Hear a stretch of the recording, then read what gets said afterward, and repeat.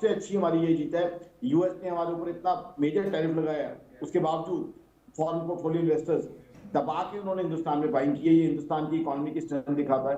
देखिए, हमने देखा यूएस को हमारे एक्सपोर्ट्स कम हुए, लेकिन इंडियन एक्सपोर्टर्स ने डाइवर्सिफाई किया और कंट्रीज में। आज की तारीख में यूएस के टैरिफ लगने के बाद हमने कई तरह के एक्सपोर्ट जो हैं और प्रोडक्ट्स के किए, कई और नई कंट्रीज को जो एक्सपोर्ट करना शुरू किए। उससे जीडीपी में और रफ्तार आई है। और मेरी ऑर्गेनाइजेशन आकाश मिनट डॉट का मानना है 8% के ऊपर की जीडीपी इस बार भी एग्जिबिट हम करेंगे, जिस तरह के नंबर्स आए। हमारी डोमेस्टिक कंजम्पशन हमारी बहुत बड़ी स्ट्रेंथ रही है। आप देखिए, प्री दिवाली सेल देखिए, नवरात्र सेल देखिए, और सबसे सरप्राइजिंग पॉजिटिव एलिमेंट ये है, post Diwali marriage season sales भी बम्पर होने जा रही है। साथ ही साथ एक्सपोर्ट डाइवर्सिफिकेशन जो हिंदुस्तान ने किया है वो भी रंग दिखा रहा है। तो कहीं ना कहीं मार्केट सबकी इकोनॉमी को रिफ्लेक्ट करती हैं।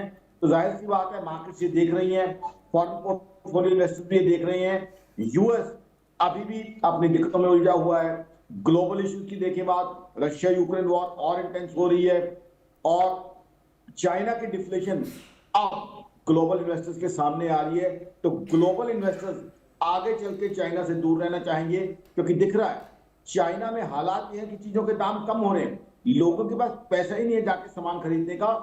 चाइना ने जिस तरीके से अपनी इकोनॉमी को बिल्ड किया है, ओवर कैपेसिटी बिल्ड कर ली है हर चीज में, तो वो कहीं ना कहीं चाइना की इकोनॉमी को क्लियरली नुकसान दे रहा है। और ग्लोबल इन्वेस्टर्स भी इस चीज को देख रहे हैं कि चाइना की डिफ्लेशन इतने देर के बावजूद, इतने महीनों के बावजूद थम नहीं रही है, जबकि हिंदुस्तान की इकोनॉमी लगातार ग्रोथ दिखाई जा रही है। चाहे आप आईआईपी की बात करें, इनकम टैक्स कलेक्शन की बात करें, या आप बात करें कॉर्पोरेट नंबर्स की, तो हिंदुस्तान की इकोनॉमी की रोबस्टनेस कहीं ना कहीं क्लियर दिख रही है। तो ओवरऑल इंडियन स्टॉक मार्केट में स्ट्रेंथ मुझे दिखाई दे रही है। ठीक है, जो ग्लोबल मार्केट्स है उनका असर रहता है, ग्लोबल मार्केट्स का रिफ्लेक्शन रहता है, एशियन मार्केट्स का भी, यूएस मार्केट्स का कुछ ना कुछ रिफ्लेक्शन इंडियन मार्केट में रहता है।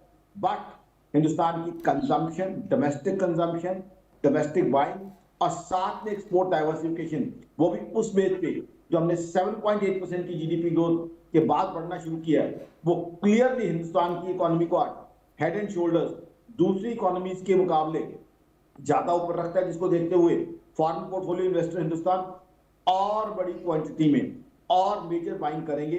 ये चीज बड़ी क्लियर दिख रही है। साथ ही साथ हिंदुस्तान की अपने इन्वेस्टर्स की जिस तरीके से हम इन्वेस्ट करें, अब जीडीपी ग्रोथ ही देखिए 7.8% तो हमारा रिकॉर्डेड डेटा है। Compare us with US, January to March 2025 negative GDP growth. Germany से कंपेयर कीजिए 2023 2024 2 साल लगातार negative GDP growth. Compare us with UK, September and October 2024 GDP growth क्या है? -0.1%। आप जापान से कंपेयर कीजिए, January to March 2025 GDP growth negative रही है।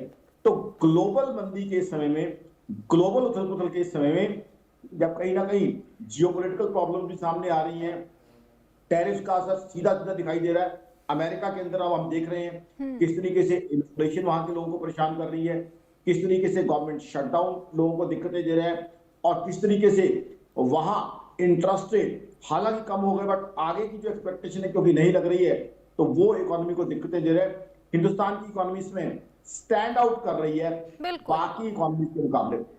जाहिर सी बात है, जब इकोनॉमी स्टैंड आउट करेगी, इकोनॉमी इतनी अच्छी जीडीपी ग्रोथ देगी, तो उसका इंपैक्ट स्टॉक मार्केट्स पे आएगा, फॉरेन पोर्टफोलियो इन्वेस्टर्स पे भी आएगा, और इंडियन स्टॉक मार्केट से अच्छी रिटर्न जो है सेंसेक्स और निफ्टी से आने की संभावना क्लियरली दिख रही है, क्योंकि हम इकोनॉमी वाइज बाकी सारी इकोनॉमीज को आउट परफॉर्म कर रहे हैं। हमसे बड़ी इकोनॉमीज क्या है? America, China, Germany. अब देखिए तीनों का हाल क्या है।